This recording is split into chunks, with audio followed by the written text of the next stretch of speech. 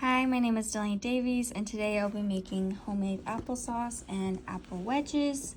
I started off with having 10 Honeycrisp apples, light brown sugar, iodized salt, cinnamon, butter, and then strawberries. They just weren't in the video.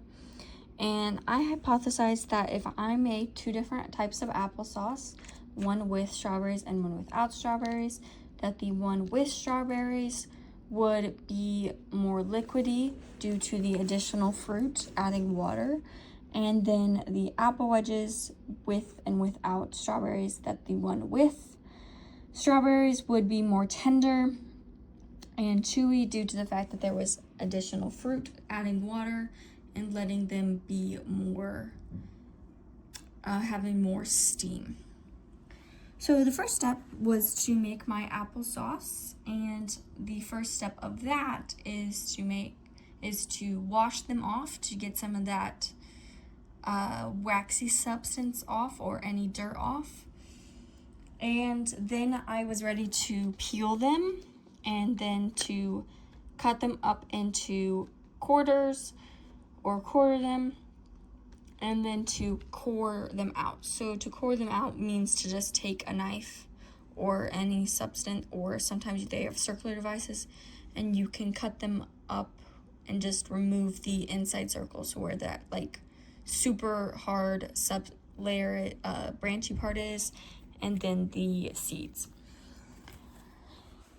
And while I was doing this of the peeling process, I noticed there was a couple of spots that were more brown, and this is actually from bruising, and that's when I dropped them on the counter after washing them off a little harder than I would like for them to have been dropped.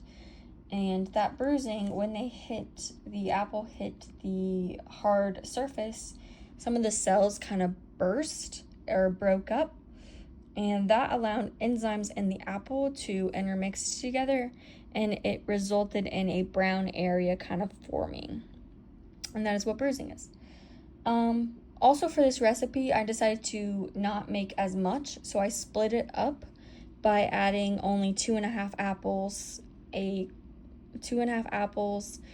quarter of a cup of brown sugar, half of a teaspoon of salt, and a quarter of a teaspoon of salt and a half of a teaspoon of cinnamon, just so I didn't have an abundance of applesauce and apple wedges, since a lot of my members in my family aren't super huge fans of it.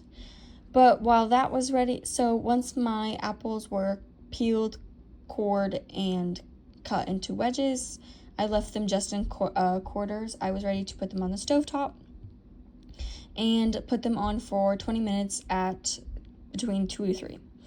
So while those were cooking, I decided to go ahead and cut up my fruits for my apple wedges, so I didn't have to waste a whole bunch of time in between the processes. And I decided to make my strawberries even. I kept over my tops of my strawberries from the first recipe. So I had about 6 strawberries. 6 strawberries for the first recipe. And I kept all 6 of those, and then I would just pick out strawberries that were similar sizes to the tops, and I would match them up to make sure I got about the same amount. I ended up doing 7 strawberries for the second recipe because most of my strawberries in the first recipe were bigger, and I couldn't find a bunch of big strawberries in the second go around, so I just added 2 together to kind of make up for one of the bigger strawberries I found. And then after about 15 minutes in of the cook time, so about 5 minutes before I was ready to pull the timer went off for the applesauce for the first time, I started to peel my apples for my wedges. And I waited so long to kind of prevent browning. So that is similar to the whole process of bruising. So the enzymes are coming into contact instead of with each other, they're coming into contact with oxygen. And the longer you let them be in contact with the oxygen, they will get more and more brown. And so I didn't want them to be super brown because I don't find that appealing.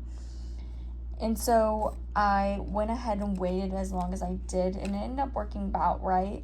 since I had to add time to my applesauce, that by the time I got them peeled, cored, cut up into wedges, and cored, they were ready to go in shortly after I got done with my applesauce. Also with my applesauce, I ended up waiting about 30 minutes with the applesauce without strawberries, and then 30 minutes with the strawberry, for 35 minutes with the strawberries. Thought that was interesting. Also with these apples, I cut them up into quarters instead of just cutting them up into I cut them up not into quarters, I cut them into eighths. So I cut them up more than I cut up the apples for my applesauce. That was kind of because I had noticed that my applesauce was not cooking as fast as I thought it would, and one of the reasons I thought that could be was because they might have not been cut up as much, so it might be taking them longer to cook in, because the outsides were starting to get mushy, but the insides were still pretty tough. And so to kind of prevent that and to let my apple wedges cook faster and not have to wait a super long time, I went ahead and cut them up into smaller pieces so that they cooked faster. And that was just why I did that. I know there was a difference, however, since the applesauce is getting mashed up, I didn't think it was going to create a huge difference. It just allowed me to be closer to what the time called for in the book versus what reality called for. I also was taking pretty good care to point the knife downward when I was cutting out the wedges. That was just to kind of protect myself. So I would hold closer to the top and then slowly peel down. And that's just to kind of protect my hand from getting cut up. And then once it was done, I would place my fingers on either side and then cut directly in the middle to slice them up further. And then one way I kind of kept myself in line with how I was doing it and kept myself from getting confused was to quarter them, was to cut them all into half and then line them up like I did in the very beginning. So again, after about 30 minutes, I checked on them after adding several 5-minute increments until they were at this point. I noticed that the first pan, which had just the apples, was ready to go, but the second pan that had apples and strawberries still needed a little bit of time, so I set an additional 5-minute timer. And it actually worked out about perfect, where once I got done with making my applesauce without strawberries, they were ready to go. So here I was using a potato masher to mash down the apples.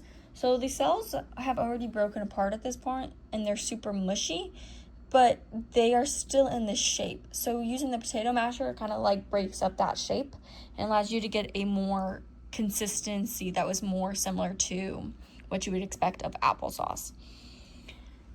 This, however, is not like super smooth since it's just a potato masher. If you wanted it super smooth, you would have to cut them up all the way with like a puree machine. Also, I noticed that these didn't have a bunch of liquid in it, and that they were pretty like dry. It wasn't like dry, it just wasn't super liquidy, and that was something I did kind of predict. So once I was done with that, I was ready to add all of my ingredients in.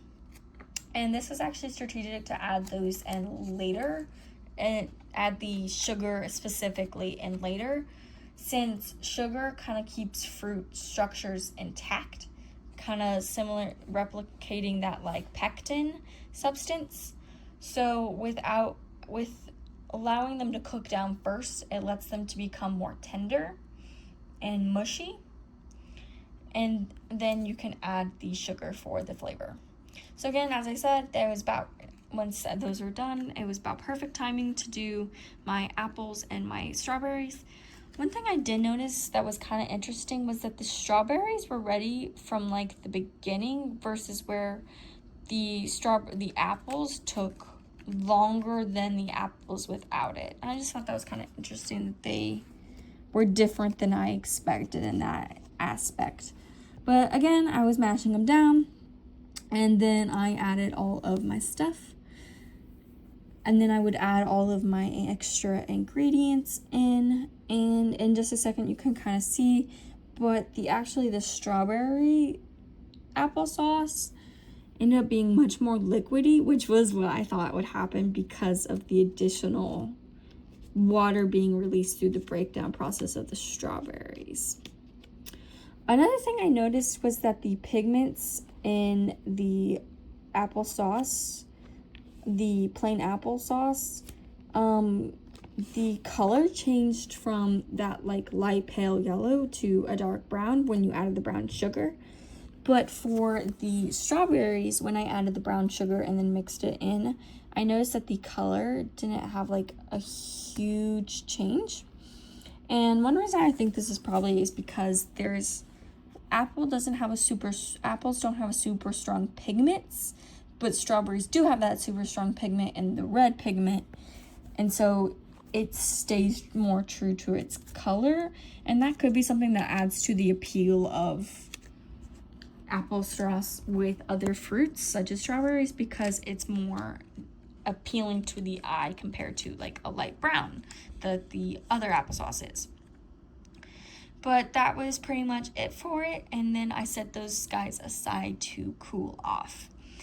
Now I was ready to cook my apple wedges, and as I did with the previous apples, I added the 1.5 tablespoons of water. But differently from the applesauce and the apple wedges, I mixed in my sugar right away. I mixed in my brown sugar, my cinnamon, and my salt right away.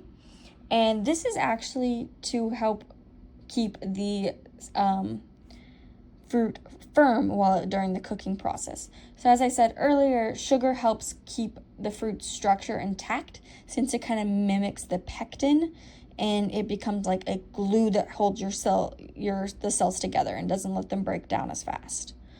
Also, brown sugar specifically slows the tendering process because it contains calcium. So it builds up that calcium kind of like your bones, similar to like how bones keep you firm, and it kind of preserves that firmness. Apples themselves already have calcium. They also have vitamin C and folic acid, and vitamin A, and comparatively they have more vitamin A than anything. But once I was ready to go, I threw those on for 20 minutes. And one thing I forgot to mention is that I ended up turning the heat up on the applesauce because it was taking so long. So instead of like between a 2 and a 3, I ended up leaving it at about a 2, like a 4, I believe. And this just kind of helped. So the apple wedges did not cook at 15 minutes either, though. They just took 20 minutes, but I thought that was much more standard since it wasn't like 10 to 15 more minutes. It was just 5 more minutes. And then once they were cut up, once they were done processing, they were ready to go. They got done at pretty similar times, nothing too special about them. Later on, you'll be able to see them, and then it was time for taste testing. I wanted to eat them fresh out off the oven. So once that was done, I was ready to try them. I started off with my strawberry. I thought they had a much prettier color. They were a nice like pink, and I thought that added to the appeal. The strawberries, though, were super mushy. I didn't like them at all. But I thought they were nice and tender. But I thought the apple wedges with just plain apple wedges, were more tender. So that was different from what I thought. Then between the applesauce I thought the applesauce was super sweet, and that the strawberry applesauce wasn't super sweet, but it was super slimy. And actually my brother-in-law, who tried it also said that they were super slimy, but they preferred the taste of that one.